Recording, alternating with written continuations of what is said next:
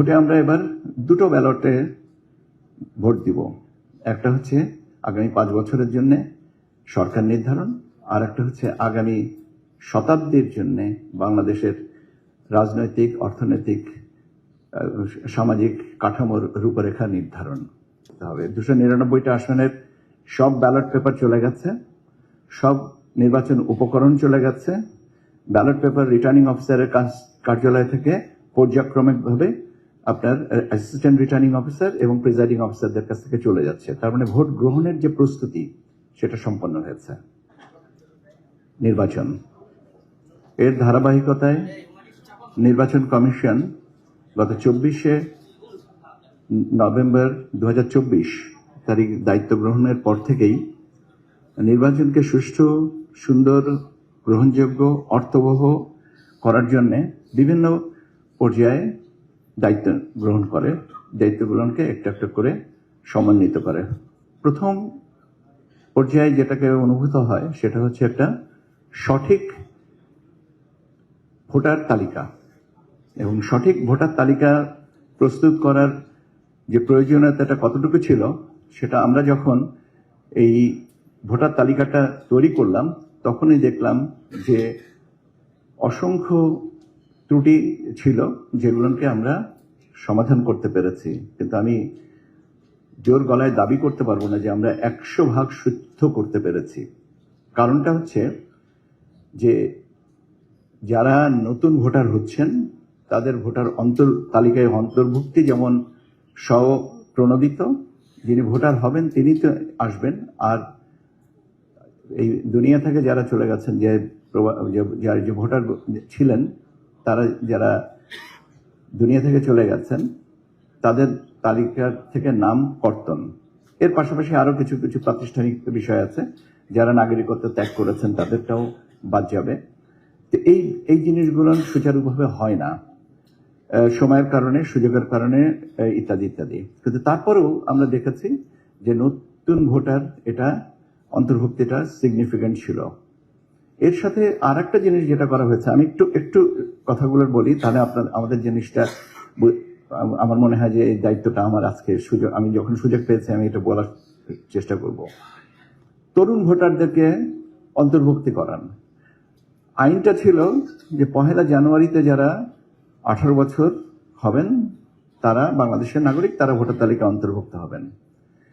এই বর্তমান সরকার এটা সংশোধন করে বলেছেন যে নির্বাচনকে বিবেচনায় রেখে নির্বাচন কমিশন যে কোনো একটা তারিখকে কাট অফ টাইম করতে পারবেন, যাতে করে নতুন ভোটার বা তরুণ ভোটাররা অন্তর্ভুক্ত হতে পারেন। এবং সেই বিবেচনায় 31শে অক্টোবর 2025 তারিখ পর্যন্ত যাদের বয়স 18 হয়েছে তাদেরকে ভোটার তালিকায় অন্তর্ভুক্ত করা হয়েছে। এদের সংখ্যাটাও কম না। তাহলে এই তরুণ প্রজন্মের মানুষদেরকে অন্তর্ভুক্ত করা এবং যারা কার্যত চলে গেছেন, বিদায় নিয়েছেন পৃথিবী থেকে, তাদেরকে কর্তন করা, এই বড় কাজটা করা হয়েছে। নতুন রাজনৈতিক দলের নিবন্ধন ছিল আরো একটা চ্যালেঞ্জ, সেটা উত্তরণ করা হয়েছে। হাঁটি হাঁটি পা করতে করতে আজকে আমার ধারণা আমরা 43 ঘন্টা পিছিয়ে আছি। 43 ঘন্টা পরেই আমাদের ভোটে আমরা এবার দুটো ব্যালটে ভোট দিব। একটা হচ্ছে আগামী 5 বছরের জন্য সরকার নির্ধারণ, আর একটা হচ্ছে আগামী শতাব্দীর জন্য বাংলাদেশের রাজনৈতিক, অর্থনৈতিক, সামাজিক কাঠামোর রূপরেখা নির্ধারণ। দুটোই অত্যন্ত গুরুত্বপূর্ণ, একটা আর একটা সম্পূরক। This is a spiral relationship.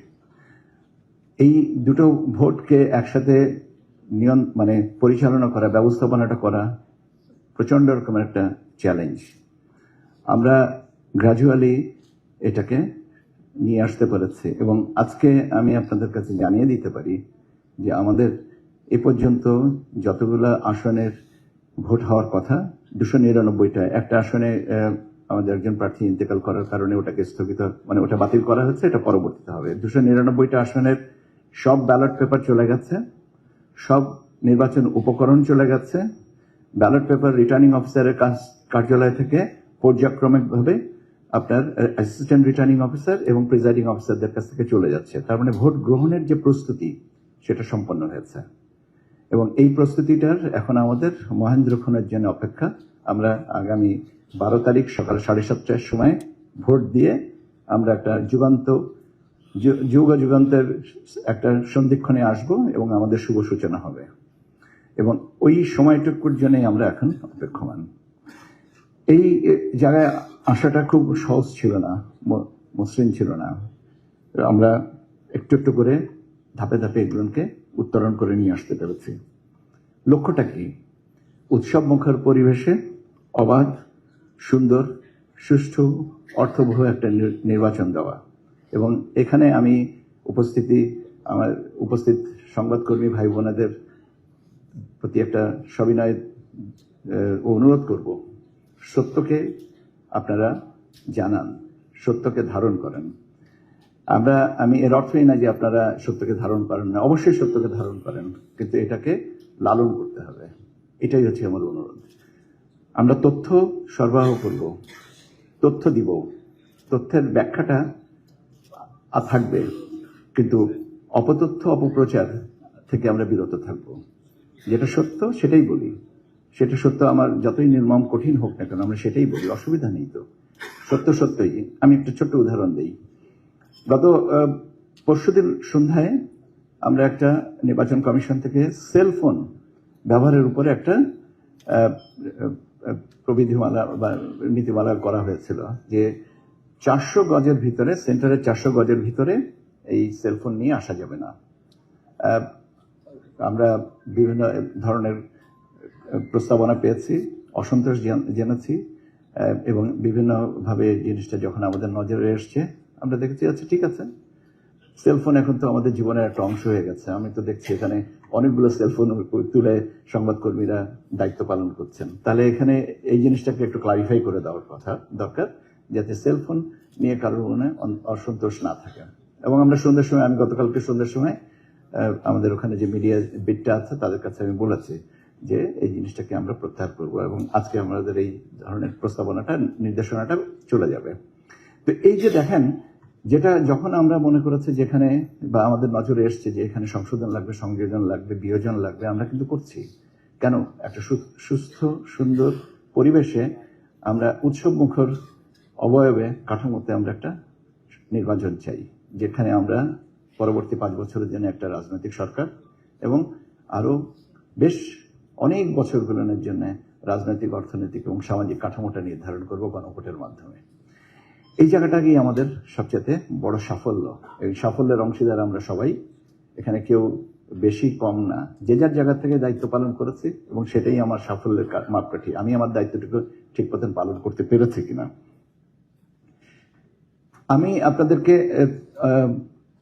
যেহেতু আমি নির্বাচন কমিশনের সচিবের দায়িত্বে আছি, কাজে স্বাভাবিকভাবে অনেকগুলো জিনিসের সাথে আমরা প্রতিনিয়ত ফেস করি। আমি একটু শুধুমাত্র মিসইনফরমেশন, ডিসইনফরমেশনের কথাটা একটু বলবো, যেটা নিয়ে আমরা যেটা প্রতিনিয়ত ঝামেলা ফেস করি। সেটা হচ্ছে যে এই ধরনের কন্টেন্টগুলোর সোর্স অরিজিন এটা বের করা খুব ডিফিকাল্ট। যতই ডিফিকাল্ট হোক না কেন, আমরা যখন এটাকে পাই ফ্যাক্ট চেকের মাধ্যমে, এটা যখন পাই তখন যদি দেখা যায় যে এটার অরিজিন আমাদের ভৌগোলিক সীমানার বাইরে, তখন আমরা আসলে কিছু করতে পারি না। কিন্তু ভৌগোলিক সীমারেখার মধ্যে যদি হয় তাহলে আমরা অনেক সময় বা প্রায়শই এটা দেখতে পারি, আমরা নিয়ন্ত্রণে আনতে পারি। আমরা নিয়ন্ত্রণ প্রতিষ্ঠা করার চাই না, আমরা চাই ব্যবস্থাপনাটা এমনই হোক যে আমরা অপতথ্য থেকে দূরে থাকবো। কাজে আমরা যদি ওই জায়গায় একটু দায়িত্বশীল হই, এবং আমি জানি আমরা সবাই দায়িত্বশীল, এবং আমরা সেই জায়গাটাকে যদি আমরা ঠিক মতন পালন করতে পারি তাহলে জিনিসগুলো আমাদের জন্য সহজ হবে। এটা গেল একটা বিষয়। আজকে মিডিয়া সেন্টার, এটা মূলত যে বিদেশি সংবাদকর্মীরা আসছেন